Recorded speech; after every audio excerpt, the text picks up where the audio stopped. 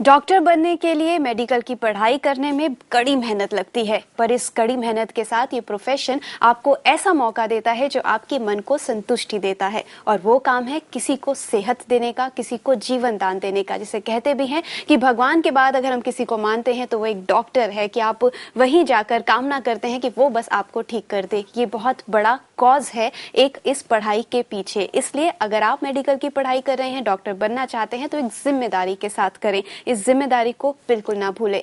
यहाँ हमारे साथ है डिम्पल चंडीगढ़ से। डिम्पल जी, सवाल पूछिए। हेलो जी मैम, मैं पुलिस में कुछ बनना चाहती हूँ, मतलब कि आईएएस वगैरह। तो उसके लिए क्या क्वालिफिकेशन वगैरह होती है? जी, पुलिस में जाना चाहते हैं आप, बहुत अच्छी बात है। बहुत आपको रोबस्ट होना भी जरूरी है। तो डिम्पल जी क्या करें? पुलिस में जाने के लिए पहले तो उन्हें देखना चाहिए कि स्टेट लेवल पे जाना चाहते हैं या सेंट्रल लेवल पे। तो इन दोनों के चुनाव पहले करना पड़ेगा जी। अगर इस चुनाव में वो सोचती हैं कि नहीं हम सिविल सर्विसेज की तैयारी करें, तो वो फॉर आईपीएस वो सिविल सर्विसेज का एग्जाम दे सकते हैं। आफ्टर ग्रेजुएशन वो फॉर्म फिल कर सकती हैं। बट अगर स्टेट सर्विसेज की बात करते हैं, स्टेट लेवल पे भी सिविल सर्विसेज होते हैं जिसमें वो डिप्टी सुपरिटेंडेंट ऑफ पुलिस बन सकते हैं। और उनसे उससे एक लेवल नीचे के भी रिक्रूटमेंट गवर्नमेंट ऑफ इंडिया में या स्टेट गवर्नमेंट में होती है। वो होती है सब इंस्पेक्टर लेवल के।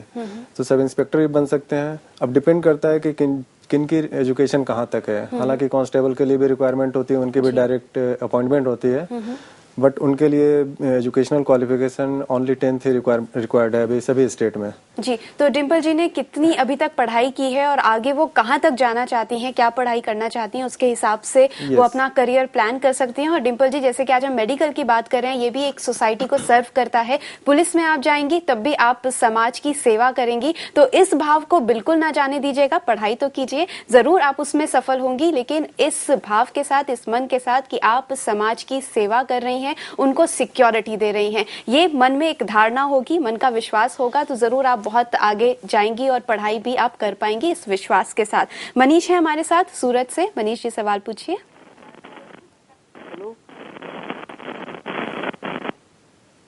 मनीष जी, आप हमें सुन सकते हैं? लगता है मनीष जी से संपर्क टूट गया है। सौम्या जी जुड़ी है हमारे साथ। सौम्या जी सवाल पूछिए। Hello ji. I am in 10th ji. और मुझे मेडिकल जॉब करना है। मुझे बस इतना पूछना कि हमें क्या करना होता है। ऐसा मुझे इतनी नॉलेज नहीं है।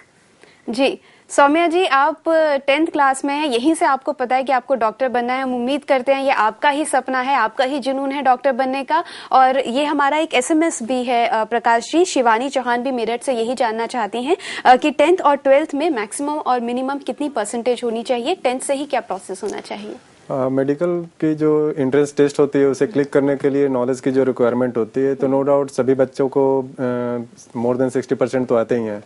बट जो रेस्ट्रिक्शंस है वो 10th में अगर आपके 50% भी है तो भी चलेगा। But in 12th you must have 60% marks. वैसे सिचुएशन में आपको जो बायोलॉजी, केमिस्ट्री और फिजिक्स, इस तीनों सब्जेक्ट पे ज्यादा फोकस करने पड़ते हैं, क्योंकि इन तीनों सब्जेक्ट से ही क्वेश्चंस उसमें पूछे जाते हैं। तो ऐसी परिस्थिति में जैसे डिम्पल जी ने कॉल किया, सौम्या जी ने कॉल किया, उनकी अभी 10th में है, तो उनके पास अभी 2 साल का टाइम है। तो उस 2 साल के बीच में वो अपनी 12th की तैयारी के साथ साथ वो मेडिकल की प्रिपरेशन भी साथ में करें एंट्रेंस टेस्ट के लिए। तो फिर उन्हें बाद में 1 साल एक्स्ट्रा डिवोट ना करने पड़े। जी, यहाँ पर आपने कहा पहले से प्रिपरेशन कर सकते हैं मेडिकल टेस्ट देने के लिए। और जैसा कि हमने शुरुआत में ही कहा कि मेडिकल फील्ड का दायरा बहुत बड़ा है, कि आपको जरूरी नहीं है कि आपको डॉक्टर एक ही पर्टिकुलर फील्ड में बनना हो। आप पैथोलॉजी में भी जा सकते हैं, आप बहुत सी चीजें कर सकते हैं मेडिकल के थ्रू। तो पहले ये पढ़ाई शुरू करने के साथ ही वो सारी नॉलेज गेन कर लें कि इसमें क्या क्या स्कोप है, कहाँ आप जाना चाहते हैं, उसकी स्पेशलाइज्ड स्टडी आप कर सकती हैं। अभी हमारे साथ हैं दीपक मध्य प्रदेश से। दीपक जी सवाल पूछिए। दीपक जी, आप हमें सुन पा रहे हैं? सवाल है जी बताइए। हमने है ना एमफिल कर रखा है बायोकेमिस्ट्री से। हाँ, तो अब मुझे ये जानना है कि मेरे लिए आगे कौन सी फील्ड बेटर रहेगी हमारे लिए। जी, बायोकेमिस्ट्री किया है आपने, आप आगे अपनी फील्ड जानना चाहते हैं? जी, से हमने एमफिल कर रखा है। जी जी। जी बिल्कुल, क्या है आपका आगे स्कोप ये हम जानेंगे, लेकिन उससे पहले हम एक एस्पेक्ट पे और बात करना चाहेंगे कि यहाँ पर जैसे हमारे अभी सवाल आ रहे हैं कि इन्होंने आधी स्टडी कर ली है मेडिकल, क्या करना चाहते हैं, लेकिन जैसे कि हमने शुरुआत में आंकड़े बताए, जो प्रकाश जी ने भी कहा कि पेरेंट्स का बहुत प्रेशर होता है या फिर पीयर प्रेशर होता है, तो ऐसी सिचुएशन में अपने सपने को आगे बढ़ाना, उसमें कॉन्फिडेंस रखना और अलग राह चुनना मुश्किल होता है। तो वो कॉन्फिडेंस कैसे लाया जाए, वो कन्वे कैसे करा जाए उन पेरेंट्स को जो बचपन से ही सपना सोच रहे हैं अपने बच्चे के बचपन से ही कि वो डॉक्टर बनेगा?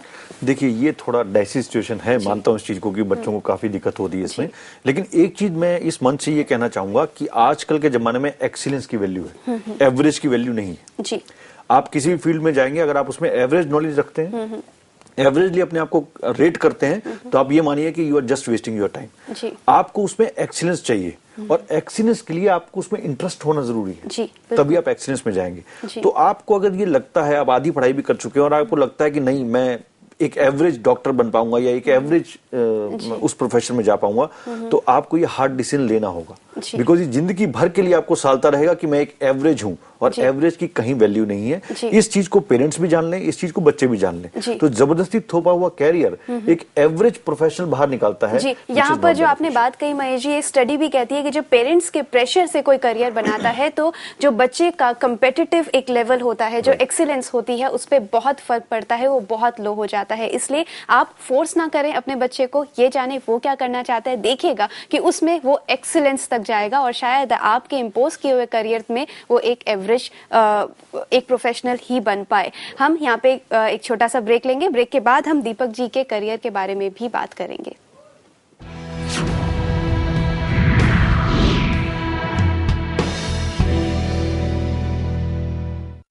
बहुत से लोगों के लिए जॉब सिर्फ वो नहीं होती जिससे उनको पैसा मिले, बहुत से लोगों के लिए it's a part of what we are and who we are। इसलिए करियर वो ही बताता है, आपकी जॉब वो बताती है कि आपकी पर्सनैलिटी क्या है। इसलिए करियर चुनते समय पहले ये जाने कि आपकी शख्सियत क्या है, जिसे कभी कभी हम खुद भी असेस नहीं कर पाते। इसलिए यहाँ प्रज्ञा है आपकी मदद करने के लिए। आप प्रज्ञा की वेबसाइट www.pragyaTV.com पर लॉग इन करें। उसके होम पेज पर ही आपको ये सवाल मिलेगा, व्हाट्स योर पर्सनैलिटी, जिसे लाइफ रिसर्च अकेडमी ने तैयार किया है। इस पर आप क्लिक करेंगे, आपको ये क्वेश्चनर मिलेगा। उस क्वेश्चनर में वो सभी सवाल हैं जिनके जवाब देने के बाद आप अपनी पर्सनालिटी को जान पाएंगे।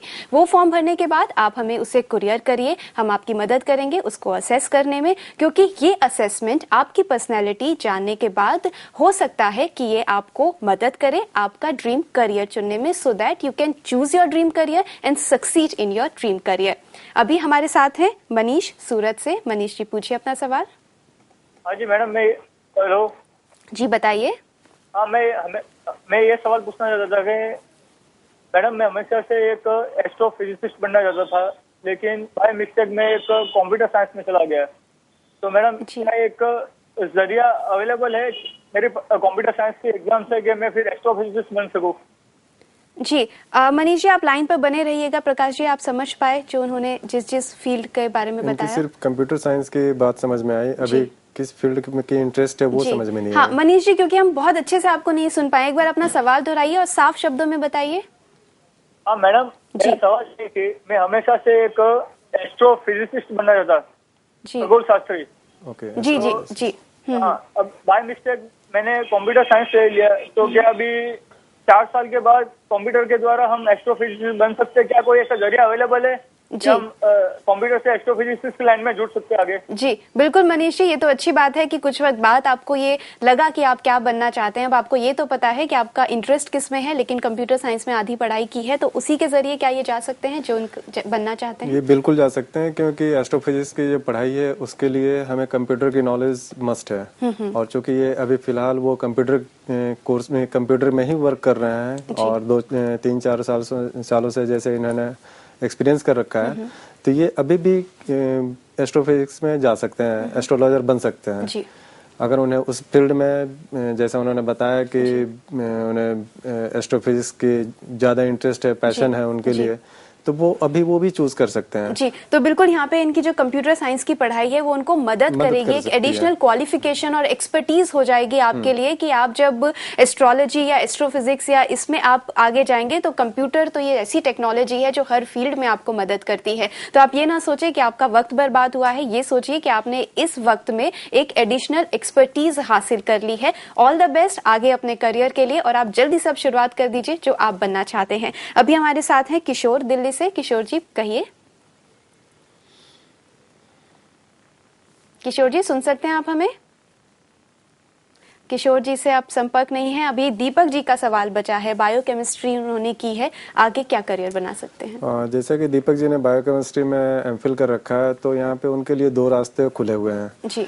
एक, या तो वो किसी फार्मा कंपनी में ज्वाइन कर सकते हैं, और दूसरे या तो वो एजुकेशन फील्ड में जा सकते हैं। एजुकेशन फील्ड में काफ़ी फार्मा के इंस्टीट्यूट्स हैं, वहाँ पे एज अ टीचर अपॉइंट हो सकते हैं, वहाँ पे अपने जो ज्ञान उन्होंने लिया है वो ज्ञान दे सकते हैं।